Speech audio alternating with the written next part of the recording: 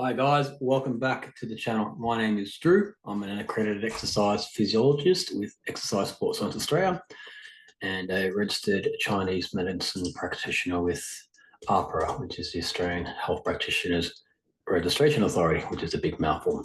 That basically means I spent a lot of time studying, learning all things exercise rehabilitation, movement-based therapies. And I have a real passion for integration of Western kind of science and Eastern movement practice and methodology. We have a lot to learn from our teachers of the past and of our scientists of the future. In our functional movement series, we've just kind of covered all the muscles and all the main ligaments. So now we're going to start moving into more of the fun stuff of like looking at movement. And today we're going to be looking at the lordosis anterior pelvic tilt kind of synergy that occurs. We're changing apps. We're going into the Muscle and Motion app.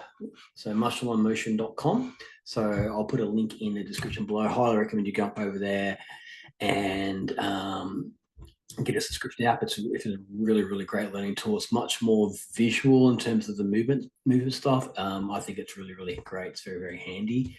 They have up here in their products. So they have a strength training app, anatomy app, a posture app, a yoga app. So they got 4 different apps. There's a lot of crossover between the 4 of them because kind of movement's all the same from a really kind of high level perspective. And today we're going to be using the posture app here, posture. So let's jump onto that. And here we are. I hate it when the notifications keep jumping up on your computer. Very annoying, YouTube. I'll have to jump in the background and turn all that stuff off. So here we are, we're in the posture app now.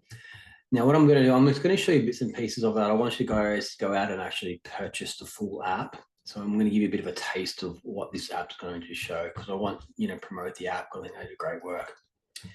So here we have the spinal column, and this is a fairly kind of neutral curve. We have a little bit of thoracic curve here. Thoracic is the thoracic vertebrae, so there's 12 vertebrae here. Not shown is the cervical vertebrae, just coming up here with 7 in there, so that's just a little lordosis curve here. Then we have a kyphotic curve here, and then down through here we have the lumbar curve, which is the 5 vertebrae. So 1, 2, 3, 4, 5. So from this region down to this region. So if we just play, and I just turn the sound off there. It does have good narration, but I'm, going to give you my perspective on it. So when you jump on, you can always put the sound back on yourself. So we look here, and this is an anterior pelvic tilt. So of course there. So this lordosis here, this lumbar curve, this lower back curve has increased. So that kind of curve there, concave nature of that has increased. And then the angle of the pelvis is always as tilted forward. So if you kind of like look at the anterior superior iliac spine here, and then the posterior superior iliac spine here, and you can kind of draw a line through there. Okay, watch, and then just watch that line change. So as we come back to that, so now this line is pretty much the same through here. All right, so you get a big change in the angle of the curve. So if we do that again, so anterior tilting here. Now a couple of things to notice. The ischial tuberosity here, this is where the hamstrings attach. That lifts up. The ASIS goes down.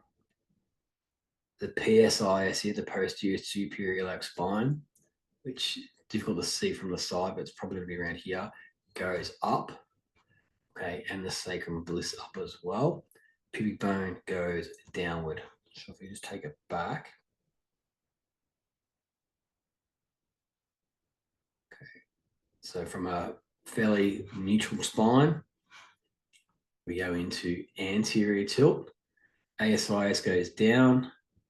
Ischial tuberosities go up. And then as you go back into neutral, the anterior superior spine goes back up and the ischial tuberosity goes back down.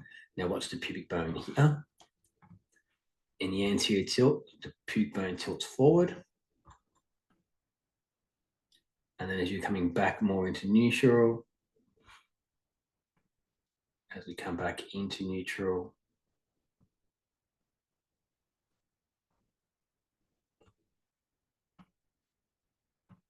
Okay. As we come back to neutral here, that it goes back up. Now, unfortunately, I can't zoom in and out on this here. But the other thing to kind of take notice of is see the space between the vertebrae here. These kind of holes is where the nerve roots will exit out, the peripheral nerve roots. So when you go into anterior tilt, the space is closed down. So the space is closed down. They get smaller. Now, in a healthy spine, particularly if you've got healthy discs, there's still plenty of room here for the nerve roots to exit out of, so it's not a problem. The spine's designed to do that. But if you get degeneration of the joint, your discs get compromised, they lose height, then you get a decrease in that space. And so then the nerve root coming out can be compromised. Now, that's not to say that if you've got an anterior, if you've got a big arch in lower back, big lordosis, you're going to have lower back pain. This is also a very strong position for the lumbar spine. So it's always going to be, it depends. It's just to give you an appreciation of the mechanics. Now, if we come back again, here, the other thing to take note of is the spinous processes here, the shark fins, if you will. When they actually connect to each other, when you back bend, when you go into extension, when you go into lordosis. So a lumbar lordosis is spinal extension. It's the same thing, right? So if you hear someone say lumbar lordosis or spinal extension or lumbar extension, it's the same thing, because what happens here is that is extension of the spine, that movement here, creating this bigger lordosis, that's lumbar extension. Now, see how the space between the spinous process is closed down, particularly this one here, this kind of L4-5 these ones here, they actually almost touch. And there's a nickname for that called kissing the vertebrae. So depending on your lumbar anatomy, when you do a back bend, like if you can get your spinous process to actually physically connect to each other, so it's bone on bone, you can't go any further. So your range of movement in your lumbar spine is restricted by or limited to, or your full range of movement is going to be how much space between those vertebrae. And typically in women, they have a bit more space there, so they get a bit more back bendy. Of course, there's some sex variation there, but that's typically one reason why. So, for example, you don't often see really super flexible men like you do see women, just because they tend to have more space in, more than one reason, because they have more space between the vertebrae there. So this is your lordosis. The other thing to note here is this is the femur. So this is the acetabulum, this is the head of the femur, and it's a ball and socket joint. So this whole anterior tilt is going to pivot on this axis here. So if you kind of like think this is the axis, so the whole pelvis is going to rotate or pivot on this axis here. So as we move through it, see the whole pelvis is moving around the ball of the femur, the head of the femur in the acetabulum. And this is really, really important, because a lot of movements based upon how well the femur, how much movement it can handle and freedom it's got to rotate. And so the hip and the lumbar spine will accommodate particularly the stance leg more, to give it more freedom to orientate the kneecap or the patella in a straight line or towards the front. That allows for proper bending of the knee, so you can kind of walk correctly. So it's really, really important kind of concept to understand that the tilting of the pelvis is orientated around that pivot point particularly. Now, if we look at the muscles that are involved, so we go back. So there's a couple of things here. We're going to go into possible causes of lordosis. So let's skip through. So here we go. We have Illiacus here. So that's attaching onto the inside of the pelvis on the ilium. So big, wide, flat muscle, and it comes down, shares the tendon with the psoas muscle, and attaches onto the femur down here on what's called the lesser trochanter.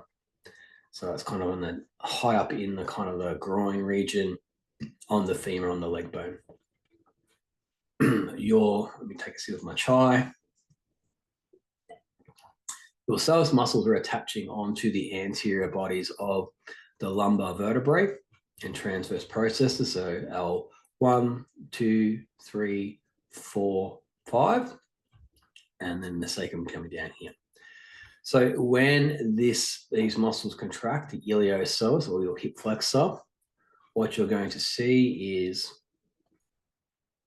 that movement there. So that's the anterior tilt. So the way to think of it is it's going to pivot around the hip joint here, the ball and socket, the acetabular joint.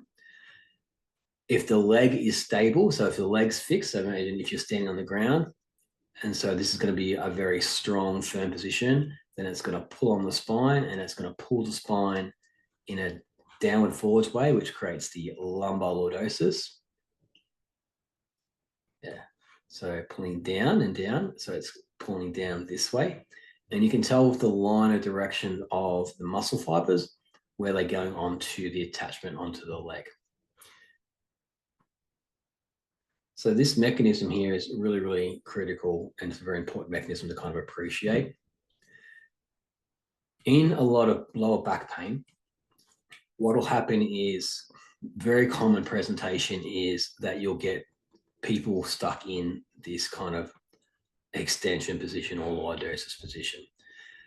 The reason for that is here it's a very strong position. It kind of like locks the spine into a fixed position, and then whatever structure is damaged or injured can then go through a healing process without further re-injury via movement. So you'll get a guarding mechanism often present depending on what structure is involved. And it's initially guarding and protecting to allow acute inflammation processes to resolve itself.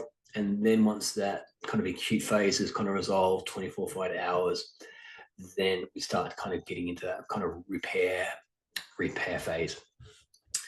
So what happens is people hurt their back, whatever the injury is, typically muscle spasm out, they go into a guarding posture. The tissue kind of does its healing thing, gets through the initial inflammation phase, and then if we don't restore the length of position of the psoas and the iliacus particularly to be able to come back into neutral, okay, people get stuck in this anterior tilt position. Okay, so this is going to be very problematic, as you'll find in a couple or more demonstrations as we get into the video. So just kind of keep that in mind. Now, it's not always the case, and just because you've got an anterior tilt doesn't mean you've got a dysfunctional hip flexors. We also need these hip flexors, and it's not shown in this kind of video, is that if the spine is stable and strong, because you've got good abdominal stabilization, good transverse abdominis, rectus abdominis, QLs, obliques, and your legs moving, because these muscles are bidirectional, if the spine is stable and still, it's going to pull on the leg and it's going to create what's called hip flexion, so knee to chest. Like imagine you're running and doing high knees. And so you want this muscle to be really, really strong. In fact, if you can get your hip flexors strong and long, like good strength with good length, and then you can have your anterior core strong enough to maintain the position of neutral or a slight movement in neutral, that's kind of one of the really key principles in training core particularly. So we want this muscle really strong. Problem is when it gets really strong and really tight and it doesn't kind of relax and it doesn't allow other muscles to build their strength and stability. So you get a very big imbalance. So let's skip forward a little bit. The next one is the rectus femoris, as illustrated here. So we've got the rectus femoris attaches onto the anterior inferior iliac spine, so it's below the ASIS here, so it's on the pelvis. It's part of your quad group, so it's going to come down into the common patellar tendon, wrap around the kneecap, and attach onto the tibial tuberosity. So it's what we call a hip flexor as well. So if you visualize the muscle pulling down this way, Okay, what's going to happen is it's going to contribute to that anterior tilt there. So as this muscle contracts, this one's contracting and pulling down, and that's going to feed into that kind of anterior pelvic tilt. So if you get tight rectus femoris, so your tight quadricep muscle, that's the one across the hip joint, that can contribute to this anterior tilt kind of posture. So that can have problems in the hip joint itself. It can have problems up in the lumbar spine because it's kind of closing down those spaces. And it can also have problems in the knee because a tight rec fem is going to pull this kneecap up, and it's not going to then slide in the femoral groove where the patella kind of slides in that groove. And then you can kind of get patella tracking issues with that, which can be problematic. Just go back, just a quick little demo of that one. So from here, anterior tilt to neutral, and then anterior tilt. So the way to stretch this muscle is reverse the action. So you come back into neutral, so that muscle gets lengthened.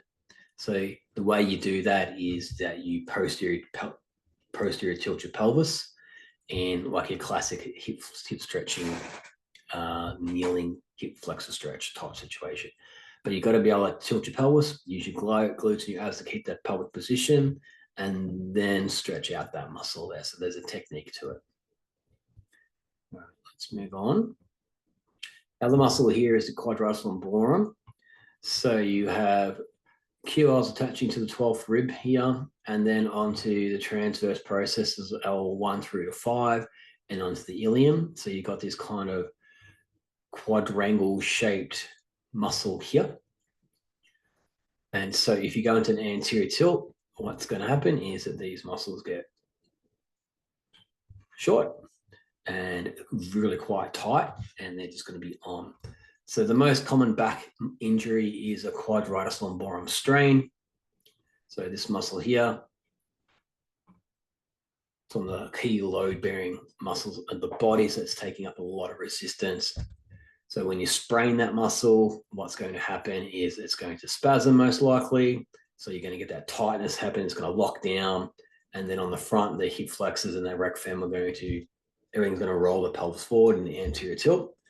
And you get a really, really strong QL, which is just guarding. So I had a client in today who just come back from a 12-week overseas holiday through Europe, and they were doing a lot of kind of trains and planes, if you will, carrying their own luggage. So lots of kind of getting in, on and off transport, planes and trains and taxis in and out of hotels, all that kind of stuff. Carrying luggage, and this particular client had been carrying the luggage all on one side, and so kind of like a suitcase carry, but offset, and picked up the suitcase awkwardly once and sprained that muscle, go away. And so it just kind of maintained that tightness in the lower back. It was a mild sprain, but by the time she got back from overseas, she was limping, she was getting hip impingement, knee pain, and it was all kind of coming from this QL. And when I kind of got her on the table, we assessed her, palpated that kind of QL, and it was like rigid. It was really, really hard.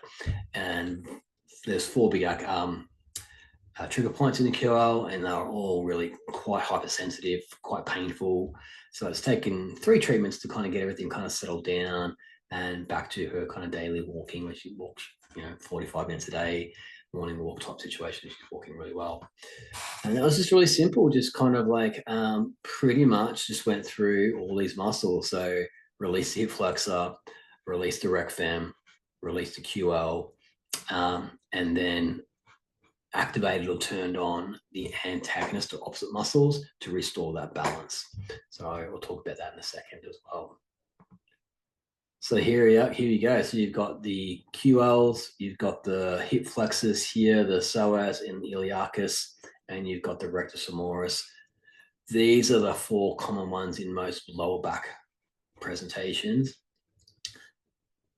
And I'm being very simple here in terms of like, you can get some very complicated lower back presentations and hip present, like everyone's slightly different. So this is kind of like your starting point, and then you build out from there. But you're getting someone coming in, potentially a client, if you're doing yoga with them or stretching, if you're a personal trainer, or if you're a massage therapist, okay, you can't really go wrong with, once you've ruled out any red flags, is doing this kind of little kind of sequence where you just work on these 4 muscles in terms of assessing them. Are they tight? Are they hypertonic?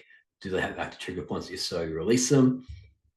Okay, and then you introduce PNF stretching, some kind of system where you are putting a neurological feedback into the muscles. So then you get a reset neurologically. The kind of the muscle tells the spinal cord, tells the brain, oh, this is a new position and it's safe. Particularly if it knows it's safe, then it'll restore back to its length.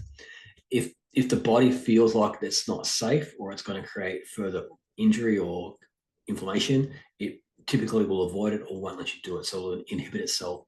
And so the psychology of it's really important. You've got to really help people understand, yep, this is okay. Initially, that pain was there for a reason. Now that's resolved, we can move into kind of exercise and therapy. Because if you don't, you'll get stuck in this kind of hamster wheel, Groundhog Day situation of just chasing your tail. So yeah, if you release those 4 muscles and then you strengthen the antagonist, so the antagonist is going to be, for the rec fem, is going to be the hamstring. For the hip flexors, it's going to be the glutes.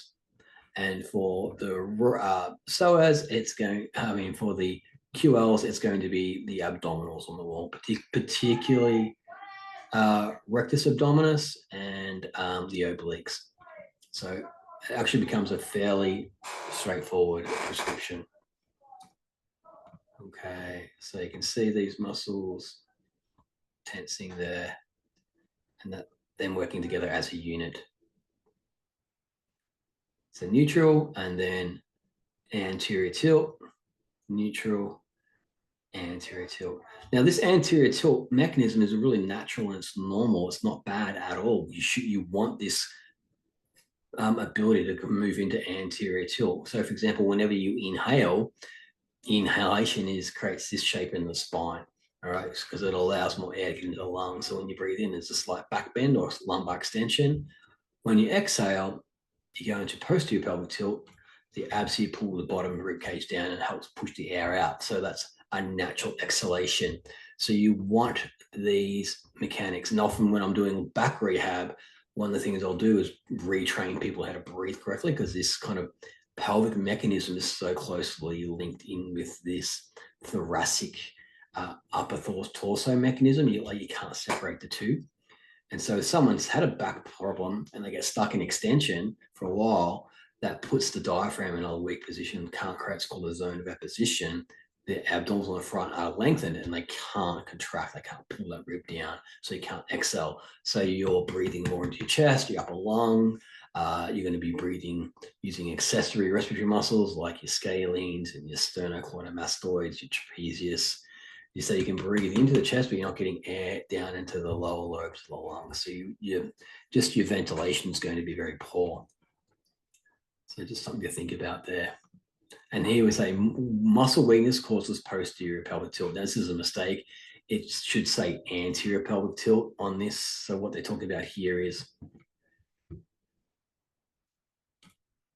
so the rectus abdominis here attaches on the pubic bone on the front of the pelvis and goes up into the ribs. So when it contracts, it basically pulls you back into neutral or posterior tilt. So from here, anterior tilt, abs contract, it pulls the ribs up, pulls the big bone up and pulls the ribs down, which tilts the pelvis back into neutral or into the posterior tilt position. Okay. So if your abs are weak, and particularly your obliques and the rectus abdominis, if they're weak, this mechanism doesn't work very well. And so you get this kind of stuck position where you're stuck in anterior tilt, can't activate your core muscles very well. Your lower back muscles are on, hip flexor muscles are tight, and that restricts the range of movement in the femur, in the pelvis, and then goes up into the chest, into the torso, and it restricts respiration as well. And so then that goes into the shoulders, into the neck, and then going down to the knees into the ankle. So it's all connected. It's all an integrated system. So you definitely want to be able to have some core training. Now, there's this kind of ridiculous kind of concept that you don't need core training. If you haven't had an injury before, then you probably don't, because then everything is already kind of integrated in and it's working fine. But if you have had injury before, for whatever reason, you may need to do retraining in this area. Certainly, in my example, I had no lower back problems before until I had a lower back problem, which was due to a accident I had, which was just one of those random events. But before then, I didn't need to do any core training because everything was fine. Everything just worked together. But then you need to do the core training. Considering 80% of the population will have lower back problems, at some point you're most likely going to need to do some kind of lower back, core, hip work, whether you call it core training or Pilates or yoga or functional strength training or whatever label you want to give onto it. When you break it all down, it's actually all the same shit. It's just movement mechanics. I understand movement mechanics, and then you can strip away all the kind of the jargon and the fluff, and you can just say, oh, this is actually what we need to do. So that's a, and here we have, as I said before, we've got the glute. This is glute max, and we've got the hamstrings. So let's have a look at those two. Okay, so in the anterior tilt, we go into that anterior tilt. Here, the glute muscles lengthened and the hamstrings are lengthened. So just watch that attachment of the hamstrings first. So here in your neutral position or posterior tilt, okay, the ischial tuberosities are in more a down position. Then as you go into anterior tilt, you get this lengthening of the hamstring, so that this up. And one thing people who have got weak hamstrings report is that they feel like they're always tight. So they want to stretch them. Now, it kind of makes sense on the surface, but when you look into a bit deeper, what you really need to do is strengthen them. Because if you keep stretching a muscle that's already weak, it's just going to keep getting tenser and tenser because it doesn't have the actual physical strength to hold that position.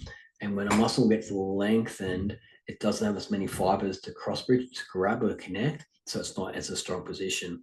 So what you want to be able to do is lengthen that hamstring out under load, so eccentrically. So things like hinge work, Romanian deadlifts, stick hinges, forward folds against gravity, even your kind of your roll downs where you're getting a lengthened hamstring is really, really good. And in fact, it's one of the key goals in any back rehab is we want to get what's called the hip hinge or the hip extension mechanism working so you can control the lumbar spine, the pelvis, and you can take the load out of the lower back. Same principle to the glute max. Glute max is one of the biggest muscles in the body. It's the power muscle of the legs. It's the one that gives you all the drive and propulsion forward and up. If this one's weak, then you don't have a lot of propulsion and a lot of the loading is going to go into the hip flexors on the front and it's going to feed into the problem. So the best way to get your glutes strong is you don't want to stretch these ones. Stretching will do basically nothing to your glute max. You got to get them strong. So you want to be able to squat, lunge, and hinge and step up. There's the 4 key patterns of the butt. And then it's just about the progressions of starting really easy and then working up. So something like a chair squat, starting after a chair squat, get that range of movement, then getting down into, I really like a goblin squat. And so like holding a kettlebell or a dumbbell and squatting down deep. So you're getting into a range, depending of course on people's range of movement and pain tolerance and control, these kind of things. Get deep, don't need to be heavy, and then coming up out of that into that neutral tail, tucking the tail under, getting that neutral kind of connection. And then once you've got that mechanism rolling with the anterior core and the opened up hips, then you can kind of go into maybe some barbell squatting or front rack squatting or whatever squatting, taking it to whichever direction you want to go, strength, endurance, power, functional fitness, whatever kind of direction you want to take it, depending on your goals. So you want that mechanism to be restored. Okay. So here, this is going to be glutes on, abs on, hamstrings on, QLs just in a nice open long position, hip flexors. Hip flexors going to be on here as well, but in a really healthy way. So we want to train that mechanism. And I'm actually training a lady at the moment for just this reason. This different person, chronic lower back pain, was getting personal training. Unfortunately, the personal trainer was really good, well-intentioned, but didn't quite have the understanding of this kind of mechanism, and was giving her just stuff that was too advanced. I mean, if you can do all this stuff already, it's good. It's like a Swiss ball bridge and a leg curl, super advanced exercise. But somebody can't turn on the glutes, can't activate the hamstrings. It's not really ideal. So we're just teaching that, and connecting this kind of pelvic tucking movement is super, super important for kind of your lumbar pelvic health.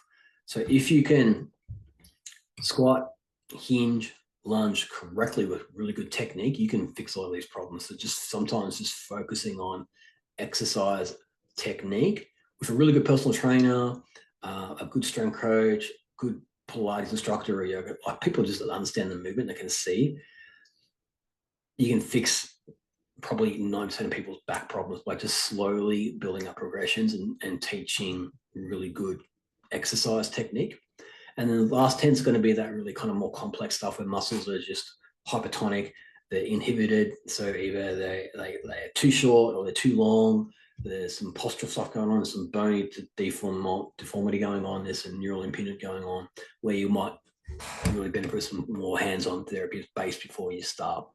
But in my experience, a lot of my rehab with folks is once we kind of got the muscles letting go that have been holding on with some needling or some cupping or some kind of active release therapy or PNF therapy, we can get into the exercise straight away.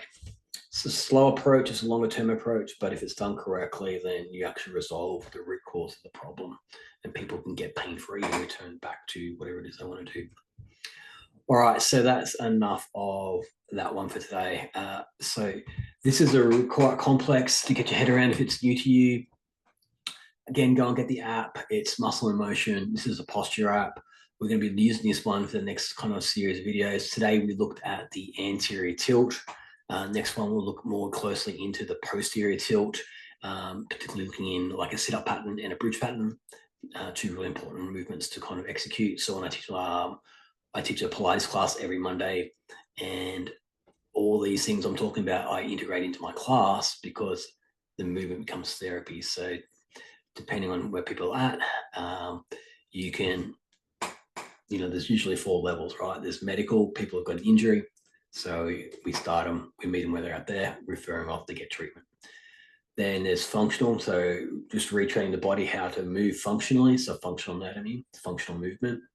Then there's fitness. So once people have kind of restored all their function, all the injuries healed, then they start to go into like, I want to train for this, I want to be fitted for that. And then there's performance, where people are actually pushing the boundaries and really, going hard in the area they want to do. So you walk people through those four phases. So in the class I teach tonight, it's based on functional, so it's not medical. So we're not doing treatment on people because I can't in a group of 20, 25 people. And it's not fitness because I'm trying to teach people how to do everything in a proper way. So lots of options, lots of instruction, lots of cueing, lots of self-pacing, and it's definitely not performance there because the class is too easy to really get any performance benefit out of it. It's more about health and function, and that's cool. But there are certainly kind of like core classes, yoga, Pilates, functional stuff, where if you want to go push hard, you can push hard. And like when you're doing a plank, the technique is exactly the same. The movement mechanics are exactly the same. It's just you're layering in your tissue strength, your tissue quality, your tissue health, your understanding the movement, your technique, your posture, your animal spirit to drive through. All those things come into play. The psychology, really important.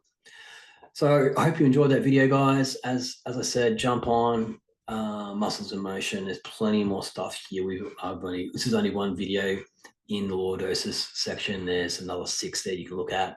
So jump on, have a look at those. If you have any questions about your lower back, about your lordosis, feel free to post them in the comments below. Remember, this is an educational video only. This is not for medical diagnostic purposes or anything like that. So enjoy your rest of your day. Keep learning, keep studying, keep training, stay healthy, have fun, and we'll see you on the next video. Cheers. And please If you like it, like, subscribe, comment, share. Like, subscribe, comment, share. See you next one.